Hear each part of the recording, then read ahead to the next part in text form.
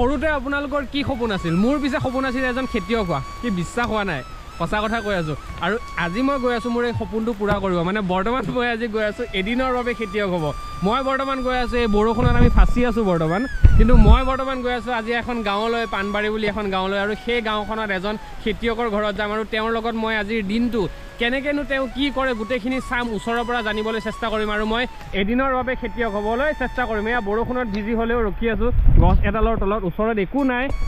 তথাপিও জোচটো কম হোৱা নাই মানে আমি যামেই আজি আৰু এদিনৰ খেতিয়ক হৈ আপোনালোকক দেখুৱাম ত' লেটছ গ' গাইজ তো আমি ফাইনেলি আহি পাই গ'লোঁ আমি আহিম না আজি সেইকাৰণে বৰষুণ দিছে এই খেতিয়কনী বাইদেউ আমি যাত খেতি কৰিম আজি তেখেতৰ গৰাকী এয়া ঘৰৰ গৰাকী কেনেকুৱা লাগিছে আজি নহয় আজি হায়াৰ কৰি খেতিয়ক আহিছোঁ কেনেকুৱা লাগিছে সেইটো কওক ভাল লাগিছে না অঁ সেইটো গম পাব লাগিব হয়নে নাই বেলেগ এটা ফিল্ডত আছোঁ কিন্তু আজি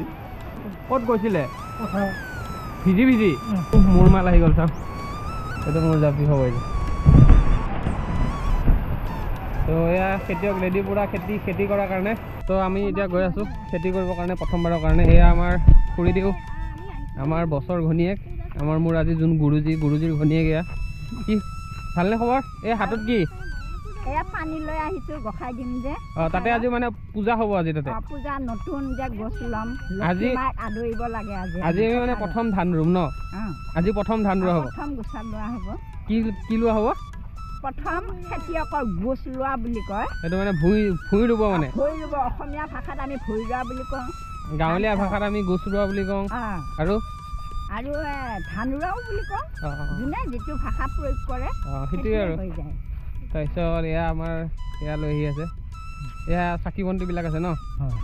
বঢ়িয়া বঢ়িয়া হাল চাল মাৰা হ'ল আৰু হৈ গৈছে মই অলপ লেটে হৈ গ'ল গাইছ অলপ এতিয়া তথাপিও আজি কিবা কিবি ৰুই চুই দিম আজি পথাৰত বহুত মানুহ আজি চবেই ৰুব নেকি প্ৰথম কঠীয়া প্ৰায় মানুহে আজিও ৰুব ন আজি পূৰা পথাৰত মানুহ পূৰা একদম বৰষুণ নেওচি চবে পূৰা কাম কৰি আছে এইটো ধানটো কেতিয়া কাটিব পৰা হ'ব যদি চব ভালে থাকে কাতি মাহৰ 10 পৰা 15 ভিতৰত কাটিবা হৈ যায়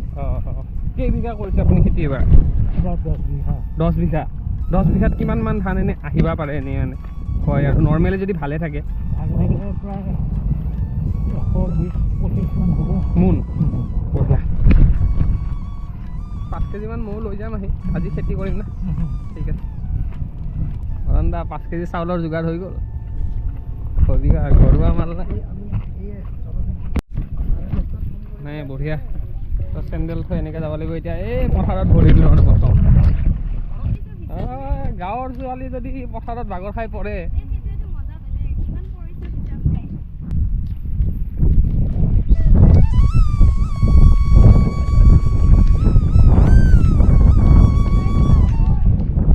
মজা মজা ইয়াতেহে পূজাটো হ'ব ন এতিয়া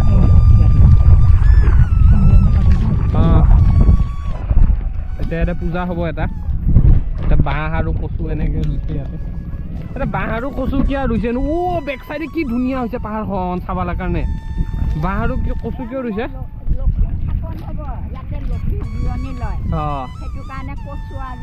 বাঁহ গছ ৰোৱা হৈছে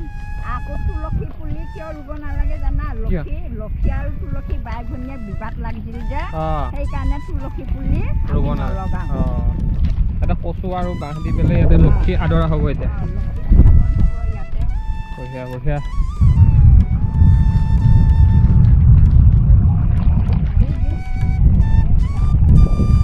আমি কি ৰুম ইয়াত মালটো ক'ত ভুঁইটো বেলেগত থৈ আহিছে তাৰ পৰা লৈ আহিব লাগিব ন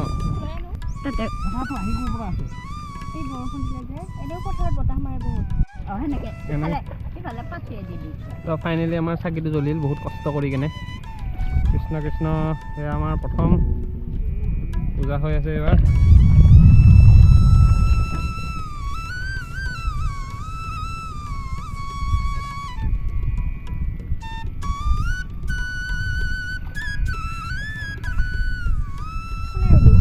আপুনি আৰু প্ৰথমতে এইটো কেনেকৈ ৰুব লাগিব এইটো প্ৰথম লখিমী আদৰা আমাৰ সু হাতখনে নহয় বাওঁ হাতখন শাস্ত্ৰৰ মতে লক্ষী হাত লক্ষীক সদায় বাওঁ হাতেৰে বস্তু দিলে লক্ষীয়ে এই বসুমতী মাই শাসন কৰে হেঁচি পেলাই সোমাই দিলে ন ডুবি গ'ল দেখোন ডুবি গ'লে মৰি নাযায় এনেকৈ বাওঁহাতে সোমাই থৈহে যাব লাগিব ন মাটিত এতিয়া মই ইফালে পূব মুখে দিলোঁ নহয় এইবাৰ পশ্চিম মুখে যাব মানে বেলেগ বেলেগ চাইডে যাব ন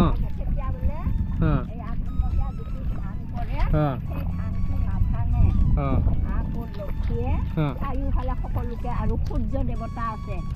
ইন্দ্ৰ দেৱতা আছে সেইকাৰণে সকলোকে আদৰিব লাগে অকল লক্ষীকে দিলে নহয় বেয়া পায় পূব পশ্চিম উত্তৰ দক্ষিণ তো বৰ্তমান মই জাপি চাপি লৈ পূৰা একদম বেলেগ এটা ফিল্ডত এতিয়া ময়ো ইয়াতে কঠীয়া চঠীয়া ৰুব চেষ্টা কৰিম শিকিম কেনেকৈ ৰুৱে কঠীয়া এতিয়া আমাৰ গুৰুজীয়ে কঠীয়া ৰোৱা শিকাব লাগিব আপুনি বলক এতিয়া মই আৰু পিছে পিছে আৰু এতিয়া আপোনাৰ এইটো ইয়াতে থলে মানে য'ত য'ত সহজতে পাব আৰু এইখিনি এইটো লাইনটো জোখ কঠীয়া ৰোৱা হ'ব এই কঠীয়াটো ক'ৰ পৰা লৈ আহিছে এইটো হেৰি পৰা বেলেগ জেগাত পাইছোঁ এইটো আপুনি ধানটো প্ৰথমতে বেলেগ মাটিত ছিটিয়াই দিছে তাৰপিছত এইখিনি হৈ গৈছে তাৰপিছত এইখিনি তাৰ পৰা উঘালি লৈ আহিছে ইয়াতে থৈ দিছে এতিয়া ইয়াতে ৰুব আৰু ন তেনেকুৱা চাওক শিপা ডাইৰেক্ট দুডালকৈ দি আছে ন ৰছীডালৰ মানে সিটো মাথাত অলপ ইটো মাথাত অলপ এতিয়া ৰোৱাটো এনেকৈ মই সোমোৱাই দিলে হ'ব নেকি মাটিত সোমাই দিলেই হ'ল যদি জোখত ৰোৱে মানে কাটোতে ভাল হয় ন কাটোতে ভাল আৰু তোমাৰ নিকাওঁতে ভাল উইডা মাৰিবৰ কাৰণে সেয়া আমাৰ আৰু এজন খেতিয়ক মোৰ নিচিনা চেম এদিনীয়া অলপ ৰোৱা হ'লে সেইখিনি বেলেগ চবেই জোখটোতে ৰুই থাকে ন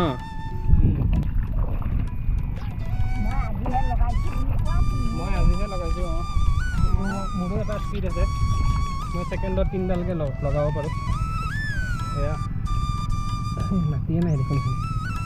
অলপমান প্ৰব্লেম আছে বাৰু তথাপি দেখা মতা নাহোঁ বহুত কষ্ট আছে গাইজ ঘৰত বহি বহি ভাত খালে নহ'ব কিন্তু লগাব লাগিব তেনেকৈ মোৰ নিচিনা এদিনৰ কৃষক তথাপিও এদিনৰ খেতিয়কৰ অৱস্থা এয়া চাওক গুৰটো গছকি নিদিব দেই হাতত কঠীয়া লৈছে আৰু এয়া বুজি দিছে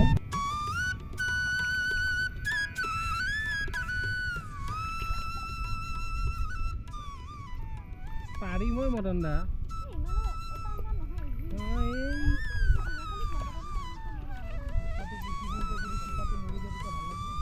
শিপাটো কিয় মৰি যাব